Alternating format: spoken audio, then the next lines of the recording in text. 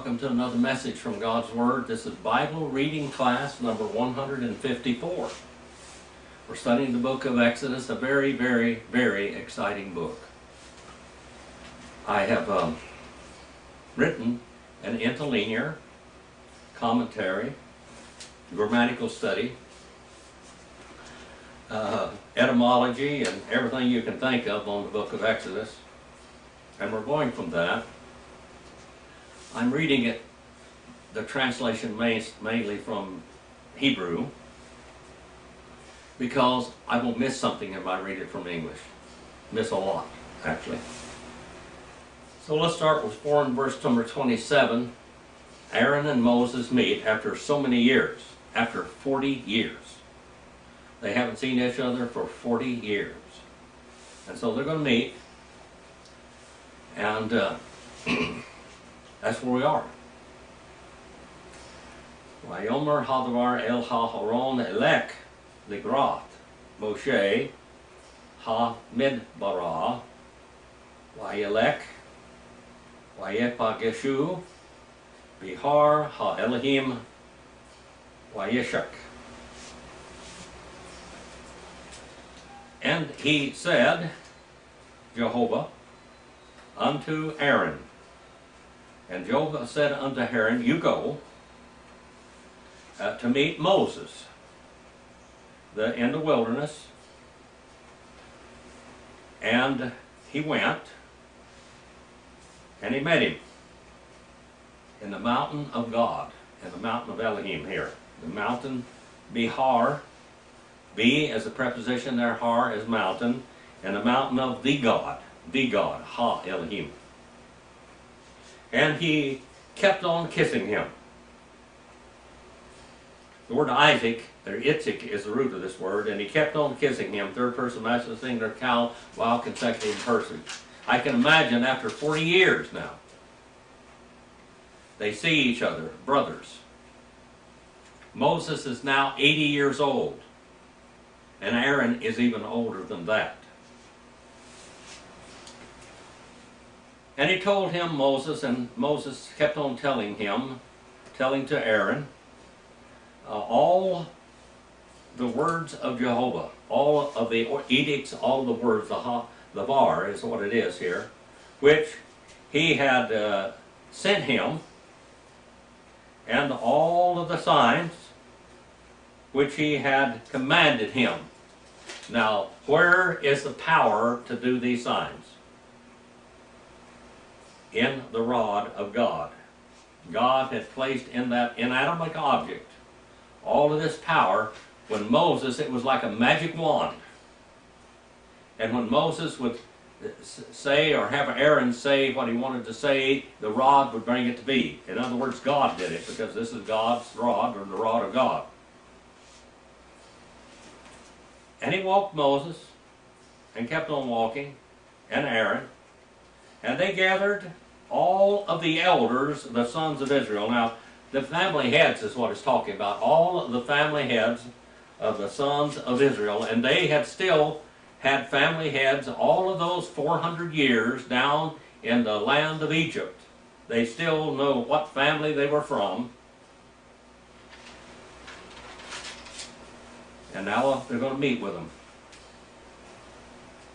And he spoke Aaron. Now, this word here, spoke there, it comes from the var again, and it's third person singular, PL, while consecutive imperfect. PL stem is of great force. He spoke with great force and authority, Aaron. And he kept on speaking with great authority, Aaron. The words, all the words which he had spoken Jehovah unto Moses. Remember now, God said that since you won't talk, you're going to have Aaron speak to you, and he's a good speaker, but you tell him, you be a God to Aaron, and Aaron will be a prophet to the people. So now that's what's taking place here, and he's speaking to all the elders, all the family heads of Israel, and there's a lot of them. There's over 1 million people here. And he performed the signs. Now this word ha-atat here Toth, that means wonders, that means miracles. Before the eyes of the people. And the word people here is ha'am again, and that means the family. The family. Verse number 31 now. And they believed, and kept on believing the people. And they heard that he had visited Jehovah, the sons of Israel. Jehovah is going to visit the sons of Israel. Now, we're going to go back and look at the word Jehovah again for a few moments. Jehovah means he who shall become. It comes from the Hebrew word to become. And it means he who shall become. Now, the title Jehovah is the Redeemer, the covenant God of Israel. In John 1:14 it says, Kahol Logos Sarx Ganato, and the Jehovah, or the Word, flesh he became, and dwelt among us, and we beheld the glory of the only begotten of the Father, full of grace and truth. In John 1:18 it says, no one has seen God at any time but the only begotten God, that one being in the bosom of the Father, he has led himself out, middle voice. He became, he brought himself out, Jehovah brought himself out of eternity into space and time in the flesh of Jesus Christ. John 1:1 says that he existed forever in the eternity past, and Jehovah was an inseparable part of the Godhead. But Jehovah became flesh. And they believed, the people believed, and they heard that Jehovah had visited the sons of Israel, and because he had seen the affliction, the torture, the misery, and they bowed down, and they kept on bowing down, and they prostrated themselves. All the people bowed down and prostrated themselves before Moses and Aaron. And they were the messengers of God. And they bowed down to them because they were messengers and they were the administrators of God's kingdom right now. Chapter 5 and verse number 1 now. We're in the 5th chapter. And afterwards they had come in, Moses and Aaron. And they said unto Pharaoh, now they're going to go to Pharaoh. Thus he has said, Jehovah, the God of Israel, send away my people, that they may hold a feast to me in the wilderness. Pharaoh, these is not your people, they are my people. Pharaoh, these people are your slaves right now, but they are my people. They're my people. Now, in the book of Jasher, and chapter 79, 19 through 26, it talks about this meeting. The book of Jasher. We're trying to get this all together. I want you to see everything about this meeting. Now, the book of Jasher says that the plagues lasted 2 years. We don't know exactly how long they lasted. Anywhere from 3 to 6 months, maybe 2 years. We don't know. But God gave Pharaoh a long time to repent, and he didn't do it. Let's put it that way. Chapter 79. We saw in 78 the call of Moses. And it says, Moses and Aaron came to Egypt, to the community of the children of Israel. And they spoke to them all the words of the Lord, and the people rejoiced exceedingly and greatly rejoiced. And Moses and Aaron rose up early the next day, and they went to the house of Pharaoh, and they took in their hands a rod of God. The rod of God is where all the power that they're going to do these miracles with. It's not some good luck charm or some crucifix or something. This is a rod that has all of the power of God in it to do these miracles. And by the way, they went into the palace of Pharaoh, and they had to go by these 2 trained lions. the trained lions would kill anybody that came through there, but they went through there, and the servants of Pharaoh told him they're like puppy dogs to Aaron. They're like puppy dogs. They're no longer fierce. And Moses hastened and lifted up his stick upon the lions and loosed them, and Moses and Aaron came into the king's house. And the lions came with them in joy, and they followed them, and rejoiced as a dog rejoices over his master when he comes in from the field. You know how that is. Sharon, if you take off and go someplace for a few days or a few hours, you come home, and that dog is jumping all over the place, just really, really happy. And that's the way these lions were. They're not fierce anymore. They're just like puppy dogs. And when Pharaoh saw this thing, he was astonished. And he was greatly terrified at the report or the fame of these men, for their appearance was like the appearance of the children of God.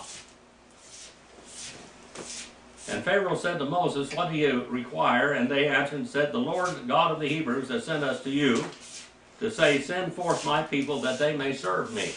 Now we're reading in between the lines of the Bible, and over here in this history book, the book of Jasher. Hasafer Yashur, the scribe Jasher, the historian Jasher. When Pharaoh heard the words, he was greatly terrified before them, and he said to them, "Go today and come back to me tomorrow." And they did according to the word of the king. And when they had gone, Pharaoh sent for Balaam the magician, and James and Jambres his sons, and this is where in 2 Timothy 3 and 8 that Paul gets the names of the magicians.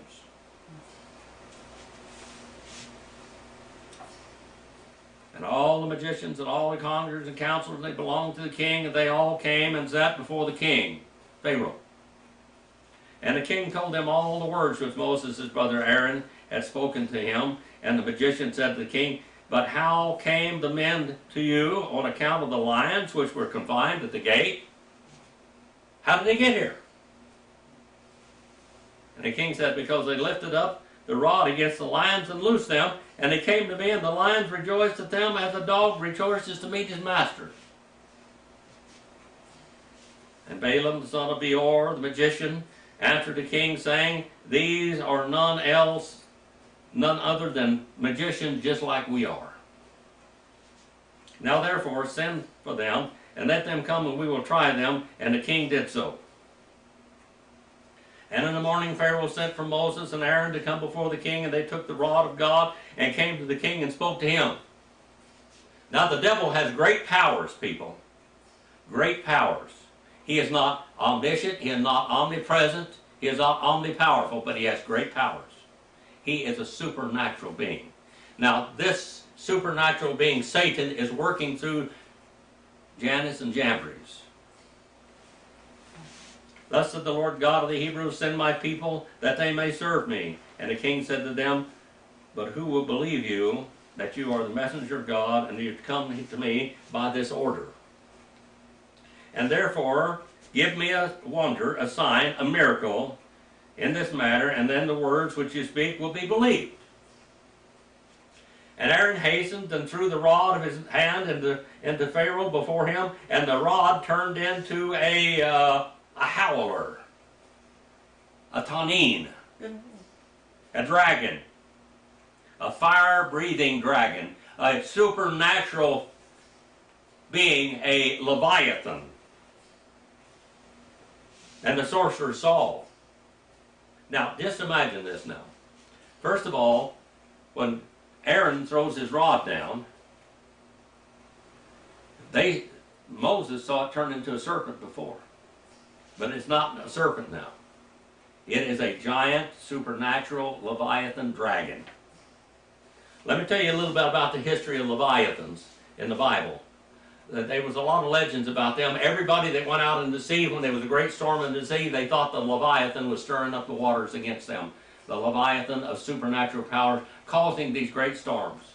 When Jesus was out on the Sea of Galilee many years after this happened, there was a great storm, and they believed that there was a great Leviathan down there from the gates of hell sent up. They said they thought that the bottom of the Sea of Galilee was the gates of hell. And they thought this Leviathan was stirring the waters. And Jesus said, "Be still." and it was calm.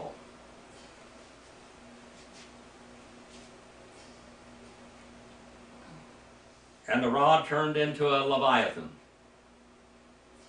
And the sorcerers saw this, and they cast each one of his rod upon the ground, and they became dragons. Supernatural beings, fire-breathing dragons.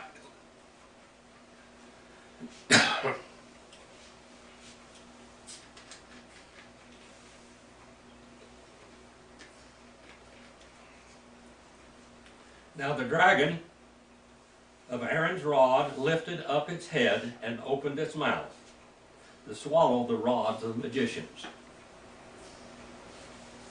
And Balaam the magician answered and said, this thing has been from the days of old, and that a serpent or a dragon should swallow its fellow, and the living things devour each other. You know, this is normal. Don't believe this. The devil is really working on Pharaoh. Now therefore restore it to a rod, as it was at first, and we will also restore our rods that they were at first. Now, this isn't what really happened. Now, we're going to find out the rods got ate. If your rod shall swallow our rods, then shall we know the Spirit of God is in you, and not that you are a magician, artificer, like ourselves. Aaron hurried and stretched forth his hand and caught hold of the dragon's tail, and it became a rod in his hand, and the sorcerers did likewise with their rods. Now Satan did this. This is the power, supernatural powers of Satan. Say Satan can't create. Well, he sure did something right here. I'm not trying to build Satan up, but I'm going to tell you how strong he is, how powerful he is. But God is more powerful, and God's going to put him in the bottomless pit forever and ever and ever in hellfire forever. Because God is omnipotent, he's omnipresent and all-knowing. Satan is not. They got hold of each man the tail of his dragon, and they became rods at first. And when they were restored to rods, the rod of Aaron swallowed up their rods. When the king saw this thing, he ordered the book of records that related to the kings of Egypt, and they brought the book of records and the chronicles of the kings of Egypt, in which all the idols of Egypt were inscribed, for they thought of finding therein the name of Jehovah. But they found it not. And Pharaoh said to Moses and Aaron, behold, I have not found the name of your God written in the book, and his name I do not know. Remember what God told Pharaoh, or told Moses? He said, I'm going to harden Pharaoh's heart. I'm going to harden his heart. I'm going to make his heart like stone. I'm going to make him unreasonable. Because I'm going to do many miracles before him and because of him. And it will glorify me and bring you out of the land of misery and servitude and Egypt. And the counselors and wise men answered the king, we have heard that the God of the Hebrews is a son of the wise and the son of ancient kings. Pharaoh turned to Moses and Aaron and said to them, I know not the Lord whom you have declared, neither will I send your people. And they answered and said to the king, the Lord of lords, and God is his name, Adonai ha-Adonayim, in the Hebrew language. And he proclaimed his name from us from the times of old to our ancestors, and sent us, saying, go to Pharaoh, and say unto him, send my people along, away, that they may serve me. They are my people, not yours. Therefore send us away, that we may take a journey of 3 days in the wilderness, and there we may sacrifice to him from the days of our going down into Egypt. He has not taken from our hands either burnt offering, oblation, or sacrifice, and if you will not send us, then his anger will be kindled against you, and he will smite Egypt, either with a plague or with a sword. Pharaoh said to them, now tell me his power and his might. And they said to him, he created the heavens and the earth, the seas and all the fish. He formed the light and he created the darkness. He caused rain upon the earth and he watered it. And he made herbage and grass to sprout, and created man and beast and the animals of the forest. and the birds of the air, and the fish of the sea, and by his mouth they live and they die. Surely he created you in your mother's womb, put in you the breath of life, and reared you, and placed you upon the royal throne of Egypt. And he will take your breath and soul from you, and return you to the ground from which you were taken. And the anger of the king was kindled at their words, and said to them, but who among all the gods and nations can do this? My river is my own, and I have made it for myself. And he drove them away from him. And he ordered the labor upon Israel to be more severe than it was yesterday and before. And Moses went out from the king's presence. They saw the children of Israel in an evil condition, for the taskmasters had made their labor exceedingly heavy. And Moses returned to the Lord and said, why have you allowed these ill-treated people? For since I came to speak to Pharaoh, that you sent me to do, for he has exceedingly ill and used the children of Israel. And the Lord said to Moses, behold, you will see that with an outstretched hand and with heavy plagues, Pharaoh will send the children of Israel from his land. And Moses and Aaron dwelled amongst the brethren of the children of Israel in Egypt. As for the children of Israel, the Egyptians embittered their lives with heavy work which they imposed upon them.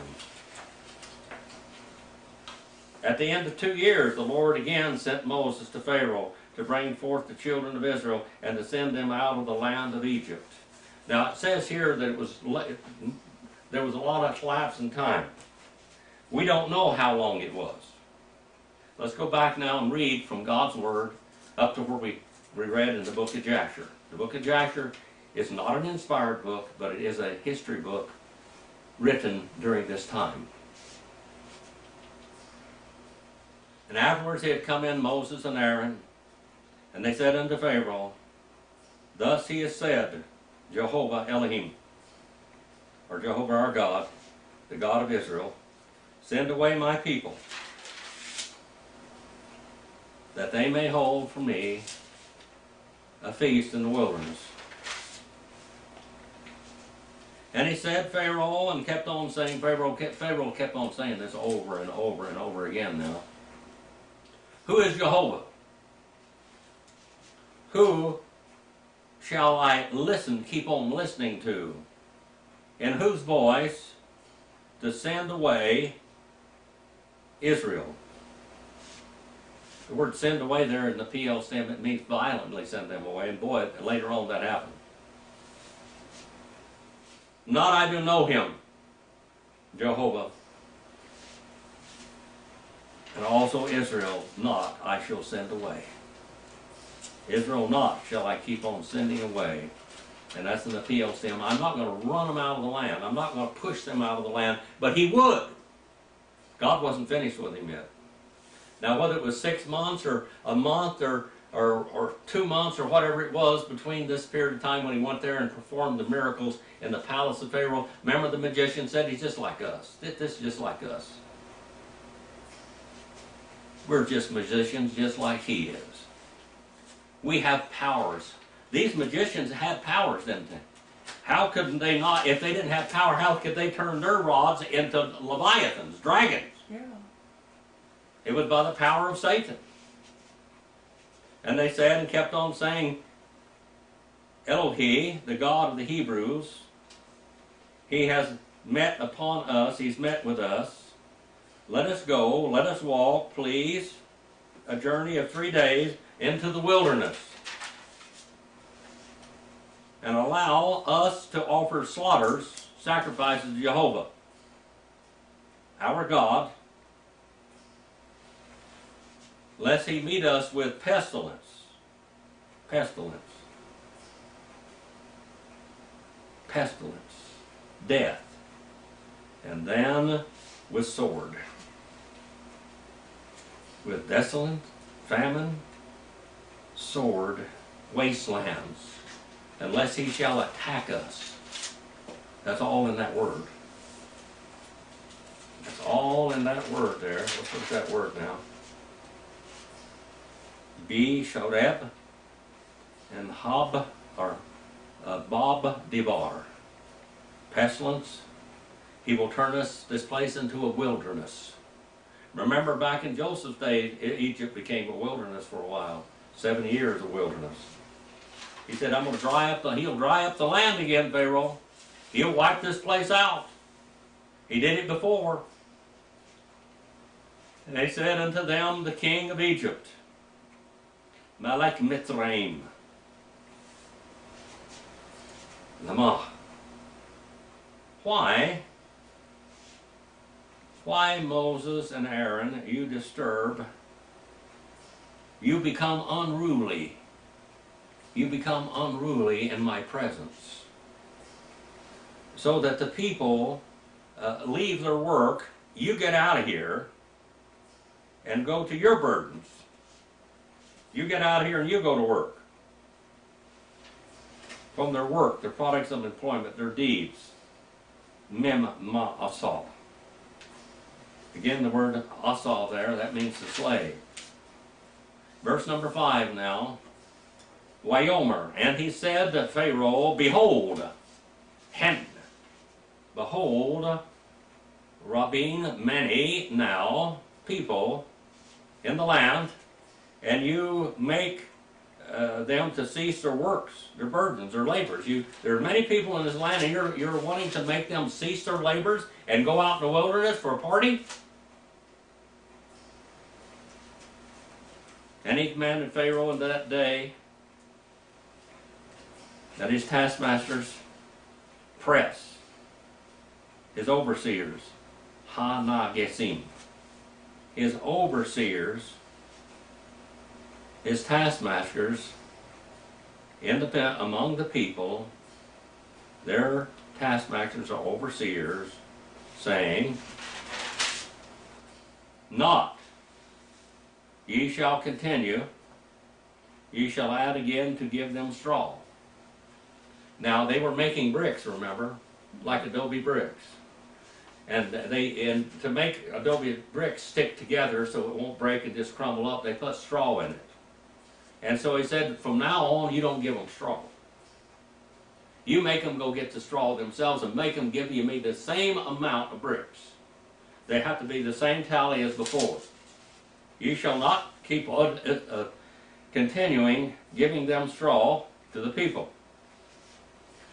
To make bricks, the bricks like yesterday, and the third, they shall go and pick up straw. They shall go and pick up straw for themselves. Now they got another job. And the people of Israel got upset. They were upset. And a fixed measurement of the bricks, the tally of bricks, which they are making yesterday and the third day, they shall place or keep on putting upon them, and not you shall diminish, and not you shall slack off from it, because these are lazy ones. These are lazy ones. And they therefore, they are crying and saying, let us walk, and let us sacrifice and slaughter to Jehovah or to Elohim. Now everybody's got an Elohim, did you know that? Elohim is the God, the creator of the universe, and everybody has an Elohim, whether the atheist or what he is, he's got a God that created and gives him life and breath. But only God's people have Jehovah. Jehovah is a covenant God, the one that saves your souls, the one that places you in the right place at the right time, the one that protects you, the one that allows you to live and serve him.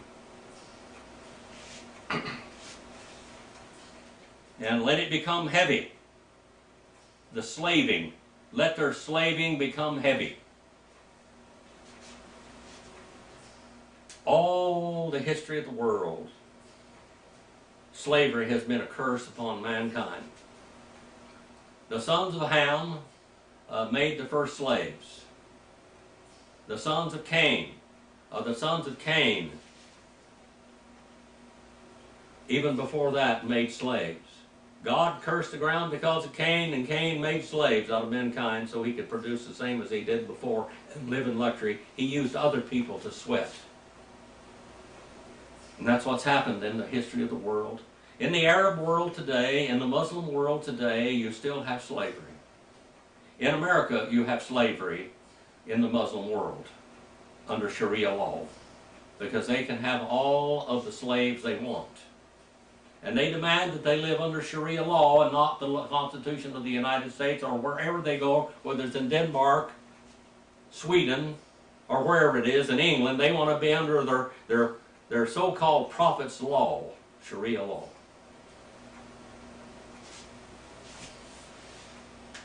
Slavery is alive in the world and alive in America today. Slaving upon men. And they may work, they may slave, and not, they may trust the words, the lies of these prophets. They will not trust the lies of these prophets. They won't trust the words of Jehovah and the commands of Moses.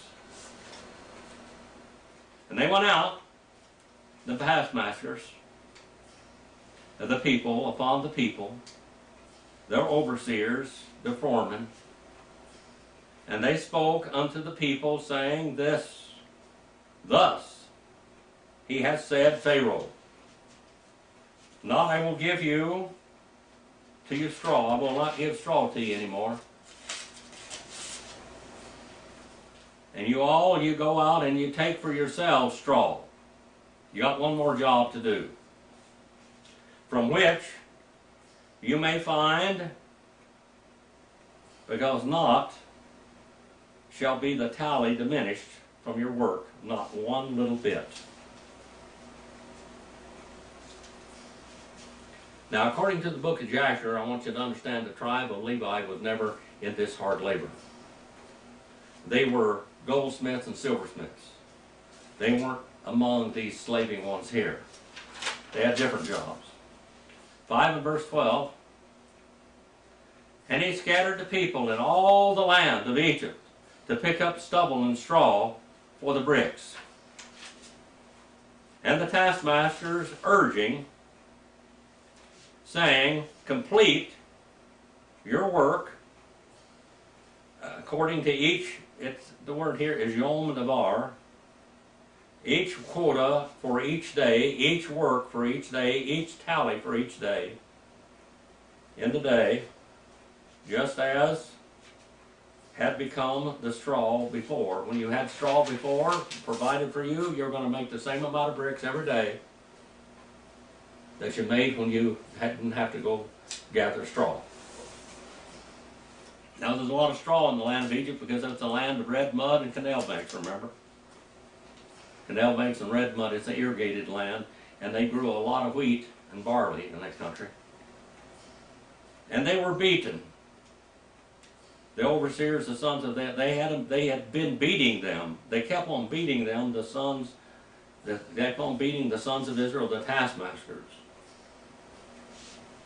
whom they had placed over them, being taskmasters of Pharaoh, saying, why not have you completed and finished your fixed amount of labor to make bricks like yesterday, and the third day also, and yesterday also, and the day before? And came in the overseers, the sons of Israel, and they cried unto Pharaoh, saying, why do you keep on doing thus to your slaves? Why are you being so wicked to your slaves? Straw not is given to us, to your slaves, to make bricks. And they say to us, they keep on saying to us, you make bricks, and behold, your servants, they are beaten, they are struck, they are caned, and they are beaten with rods. And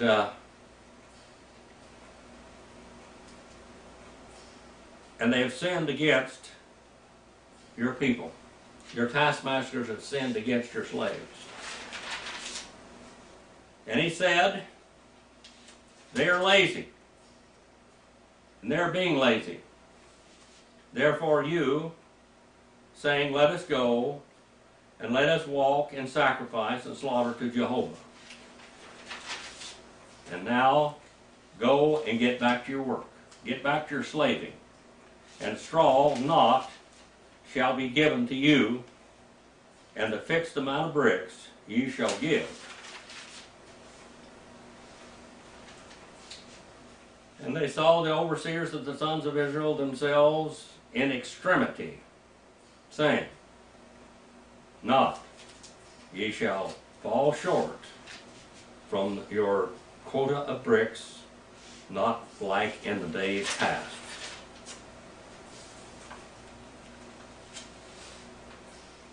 And they met Moses and Aaron standing to meet them, and they're going out from Pharaoh. And they said unto them, may look or see Jehovah upon you, and judge you, who have made our lives even more evil than before. And our taste in the eyes of Pharaoh and the eyes of his slaves, and give the sword into the hand to kill us. You've made Pharaoh want to kill us.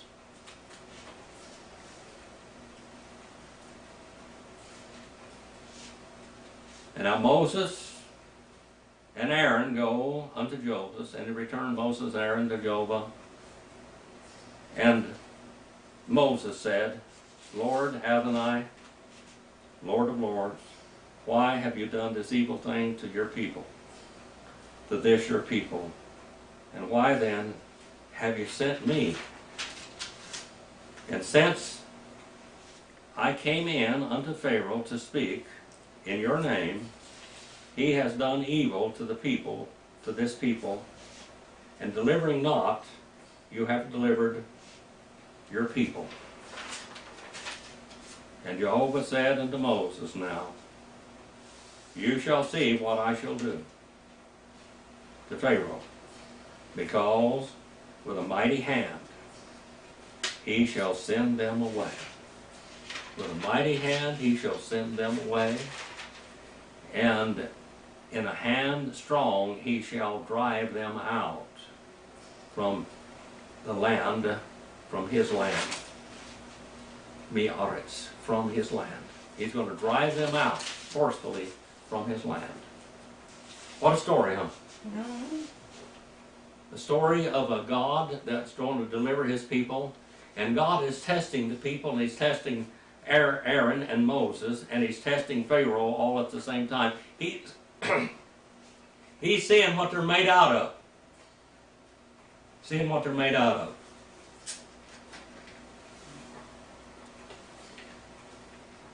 I'm reading a history book right now about a woman by the name of Virginia Hall. She was an American citizen. She went to France. In a hunting accident, she accidentally shot her foot with a shotgun, and they ended up taking her leg off up to her knee. So she was disabled a lot because she had to wear a wooden leg. And she went over there into France, and during the captivity that Germany brought upon them, they went in and captured and took over that land. And it's kind of like it is today in America. The leadership that we have in America today is demanding what Hitler demanded, and what Hitler did to France and Poland, Netherlands, all of these European nations when he went in and conquered all of these lands. And he brought them under his control, and they had no freedom of speech at all. And if you didn't believe like he believed, you were arrested. Now in America today, the Biden administration has terrorized the Republican people, the leadership of the Republican people. All during Trump's administration, they arrested his people, and they tortured them and brought crimes against them that they did not commit. And they put them in prison to show them that they weren't going to take over, that they were still in control, that the deep state was still in power. If you read that book, A Woman of No Importance, you will see what happened then is happening to us here today. I hope that we can shake the irons of the tyranny off of our legs and our arms. I hope that we can do that. Virginia Hall helped the resistance in France. And sometimes a woman has to do things that a man won't do. There was a man there saying that he had hundreds of people in his army. If they just sent him money and power and arms and everything, that he would take over, and they would go in there and start attacking the Germans. He was a lazy liar. Virginia kept on sending him messages to do this, to do that, and he never corresponded with her at all. But they sent him thousands of francs to do what he said he was going to do, and he didn't do it. That woman was a backbone of the resistance in France for years. She did the job of 20 and 30 men. She was very, very wise in what she did. She had to be careful. Many times she was nearly caught. If they had caught her, they would have executed her, because they knew that she was the backbone of resistance in that land of France. She got people out of prison. They escaped. She got channels where they could go back into England. The most important thing there at that period of time was communication. In America today, we have these ABC, NBC, CBS, and CNN that are absolutely propaganda channels. That's all they are, propaganda. Just exactly like what happened in France during Virginia Hall's time. Propaganda channels, propagating all of this, always pushing and always downing the other side. No matter what good they did, you'll never see it. They will never admit it. That book reminded me, as I read that book, it reminded me of us in our world today. And just think about it now. The people have turned on Moses and Aaron. Now Moses and Aaron go back to God and say, why are you allowing this? He said, just watch out, just shut up and watch out. Watch what that rod's going to do next. Watch what that rod's going to do next. Father, we send this message out to your people all over the world. I ask you to use it for your honor and glory. And Father, I pray that people out there are saved and they're confirmed in your word. I pray that you touch their lives, those that are sick, that you help them to come back up and get back on their feet again. I pray especially for Wayne and for Otis, for the different people, Gloria. I pray that you touch their lives and help them through the times of sickness. Get them back on their feet again. Please forgive me where I failed you.